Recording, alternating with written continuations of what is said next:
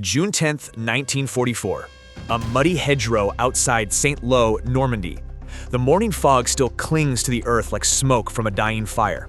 Three exhausted German infantrymen, Gefreiter Otto Halber, Obergefreiter Karl Weber, and a young private named Felix Kruger, sit with their hands raised, rifles tossed aside, steam rising from their soaked uniforms.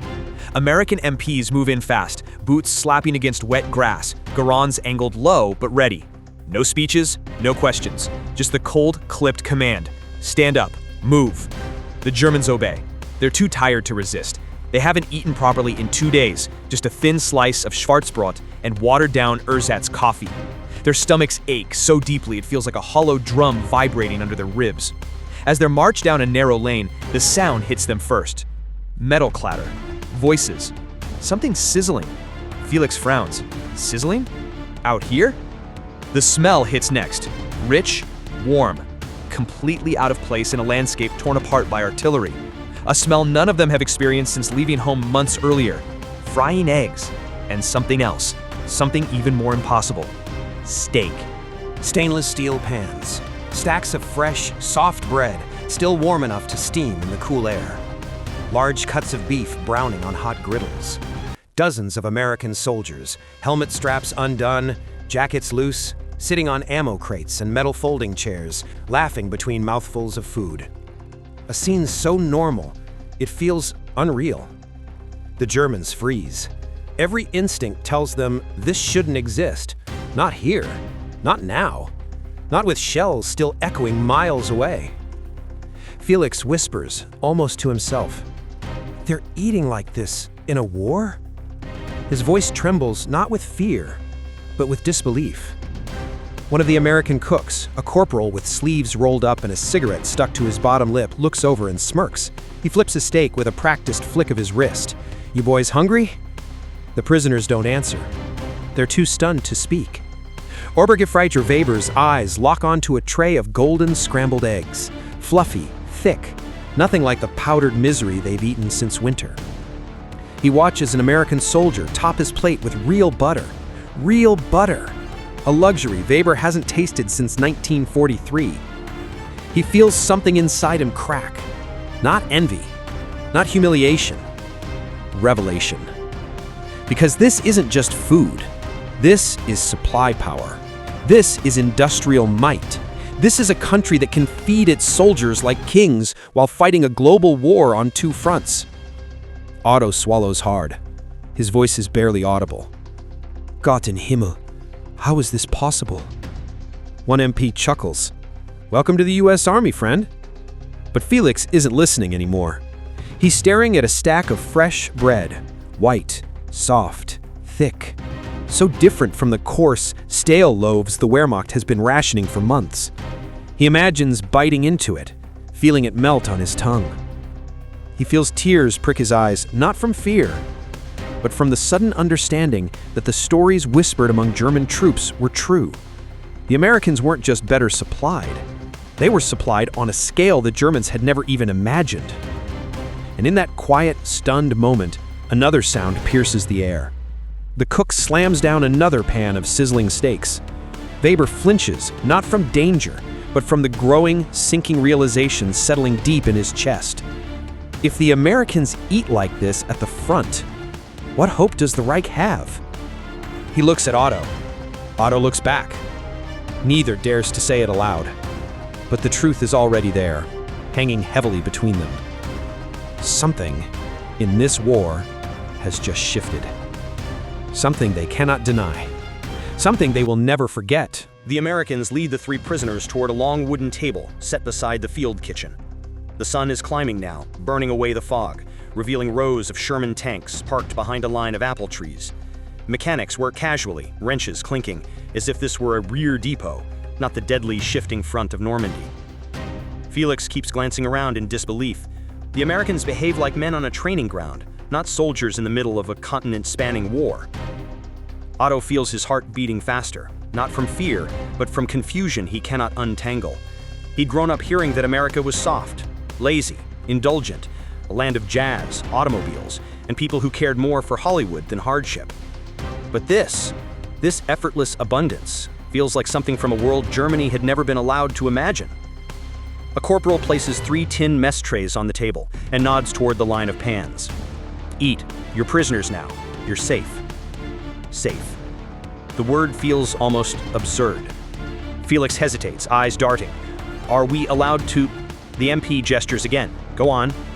Obergefreiter Weber steps forward with the stiffness of a man walking into a dream.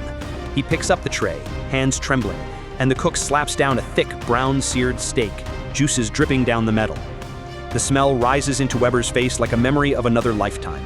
His mother's Sunday meals, the last real cut of meat he tasted before Stalingrad drained the Wehrmacht dry. He blinks hard, trying to hide the sudden shimmer in his eyes. Next comes a generous scoop of scrambled eggs, fluffy, golden, soft. Then a square of warm cornbread.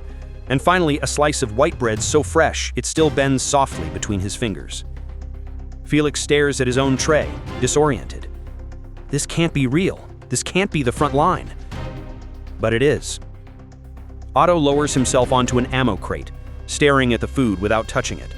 He can't shake the feeling that to taste it will be to accept something too big, too painful, that it will confirm a truth his commanders always denied. Felix finally takes a bite of egg. For a moment, the world goes silent. He closes his eyes. The warmth, the richness, the impossibly soft texture. His throat tightens and he has to swallow quickly before emotion betray him. Weber eats slowly, methodically, each bite a shock. He keeps glancing at the American soldiers around him, laughing, arguing about baseball, teasing each other over card games. They look comfortable, relaxed, human. Not desperate, not hollow-eyed, not starving. The contrast is a slap. Otto finally lifts the bread to his lips.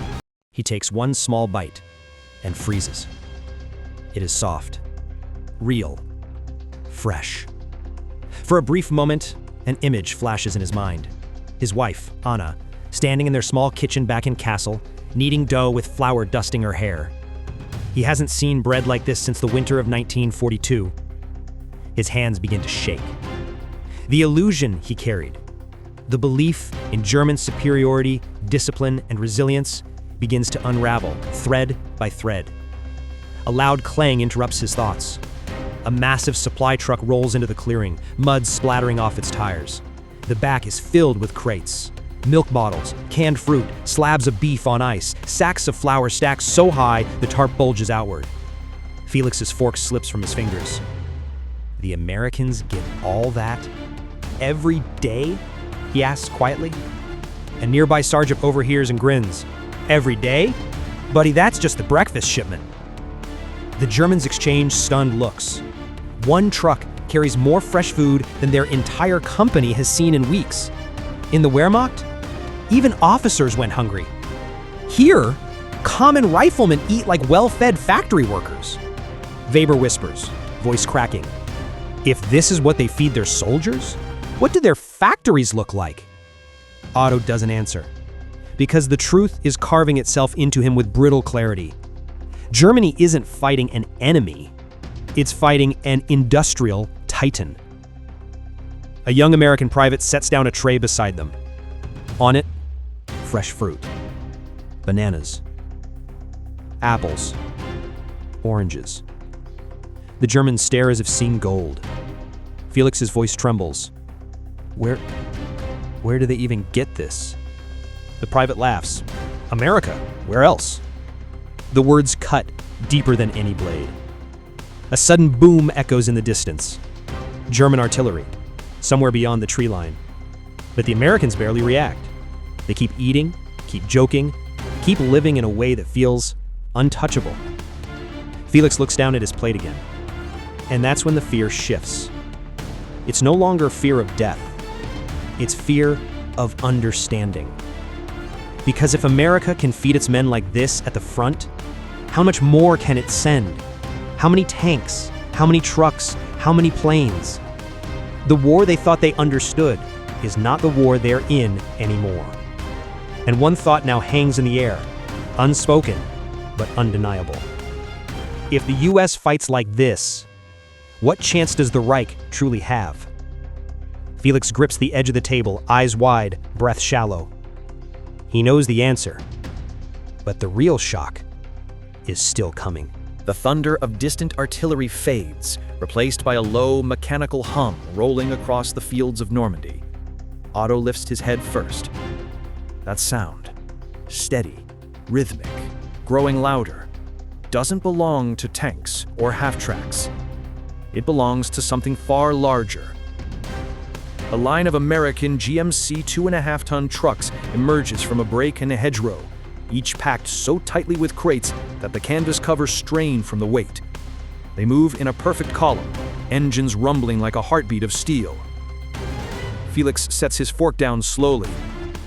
This is one unit's supply, he mutters.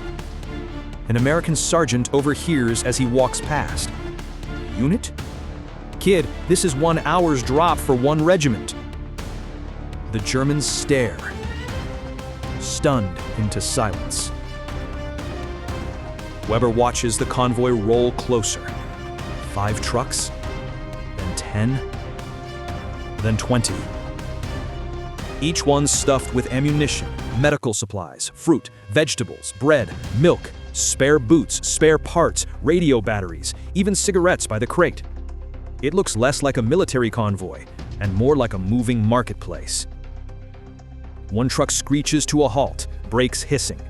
Quartermasters jump out immediately, shouting orders, tossing boxes to waiting soldiers with the energy of men working in a bustling city street, not a battlefield. Stack the flour over there. Move the beef to the chill tent. Get those radio batteries to the comms team. Next load's 10 minutes out. The Germans exchange slow, horrified glances. 10 minutes? Another load? Another convoy? Felix whispers, "But the roads, the bombing, how?" The MP simply shrugs. That's what trucks are for. But it's not the trucks that break the illusion. It's what happens next. A jeep pulls up carrying a lieutenant who leaps out with a clipboard. He barely glances at the prisoners. His focus is on the endless stream of supplies. Radio HQ, tell them we're good for another 48 hours at full consumption. And push the extra flour forward, we're doing fresh bread every morning. Fresh bread every morning. Otto's jaw tightens involuntarily. In the Wehrmacht, fresh bread had become a fantasy whispered like a cruel joke. Rations were shrinking daily. Scavenging had become normal. Men boiled weeds for soup. Units stole from farms just to stay alive. And here, the Americans are planning breakfast menus. Weber can't look away from the crates labeled butter, 200 pounds, milk, fresh, oranges, California, coffee, 50 pounds, real, beef, prime cuts,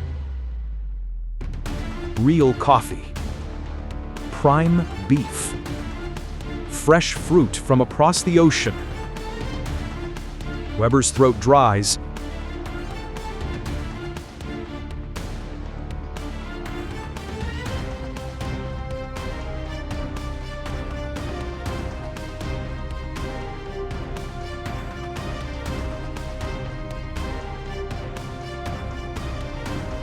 Otto suddenly remembers the promises German officers repeated on every front. America is weak. America can't sustain a long war. America won't bleed for Europe. He looks at the convoys, the food, the effortless abundance, and realizes every one of those promises was a lie. A loud cheer erupts behind the kitchen tents. The Germans turn. A soldier has just received a letter from home. Inside is a photograph and a small package. He rips the package open eagerly. Chocolate. Real, glossy chocolate. He breaks it in half and hands a piece to the German prisoners. Otto hesitates. He doesn't want charity. But he takes it. Because at this point, refusing feels like denying gravity. The chocolate melts instantly on his tongue. Sweet, rich, impossibly smooth. He closes his eyes. It tastes like a world his country told him didn't exist. A world America brought with them to war. And as the flavors linger, another sound rises behind the convoy, the unmistakable roar of aircraft overhead. Felix looks up, shading his eyes. 2 C-47s thunder across the sky, heading deeper into Allied territory. Cargo planes. More supplies. More proof. More certainty. Weber exhales shakily. If they can send this much, and still have more, then what are we fighting against? Otto doesn't answer. He doesn't need to. Because as another line of trucks rolls into view, stretching so far back they disappear beyond the hedgerows, the truth becomes impossible to avoid. This is the moment the Wehrmacht soldiers finally understand. They aren't facing an army, they're facing a continent. And the realization is so heavy, so crushing, that each man feels it settle onto his shoulders like a physical weight. But the day's biggest shock has not arrived yet. There is something else they are about to witness, something that will shatter their final belief in German superiority. The afternoon sun hangs low over the Normandy fields, casting long shadows across the American camp. The German prisoners sit quietly now, no longer stunned, no longer whispering questions, just watching. Watching as something unfolds that none of them will ever forget. A loud metallic clatter echoes from behind them. Felix turns first. A Sherman tank limps into the clearing. Left tread damaged, hull scraped, turrets scorched from a near hit. It should be headed to a rear workshop. It should take days to repair. Instead, within seconds, a swarm of American mechanics descends on it like a well-practiced machine.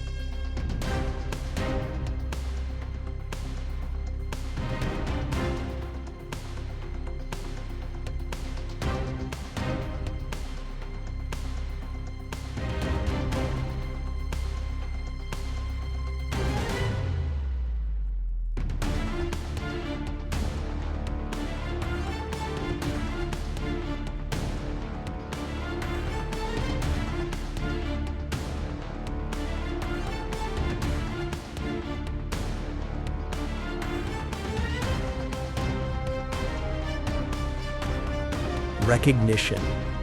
A cold, sobering recognition that spreads through him like ice. All his life, he'd believed in German engineering, German discipline, German efficiency. But here, on a simple patch of French grass, he sees a truth he cannot deny. America has surpassed them completely, effortlessly, unstoppably. The field kitchen clangs again as more food is prepared. The supply trucks unload crate after crate without pause. Aircraft rumble overhead, bringing even more.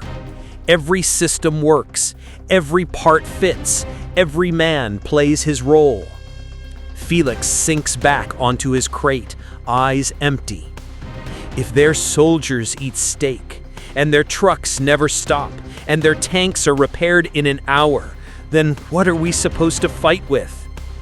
Weber answers without looking at him. Not enough. The wind rustles through the hedgerows. Somewhere in the distance, American artillery opens up. Steady, precise, relentless. Otto exhales slowly. This war is over. For us. For Germany. It ended the moment we saw this camp. The other two do not argue. They no longer can. Because the truth is now carved deep into their memories, never to be forgotten. The Americans did not win through luck, heroism, or chance. They won because they brought an entire nation's power to the battlefield. Food, trucks, factories, ships, aircraft, steel, fuel, an avalanche of resources so vast it buried everything in its path. And for 3 German soldiers captured on a quiet morning in Normandy, the realization arrives not with gunfire, but with the smell of steak, eggs, and warm bread drifting through the trees.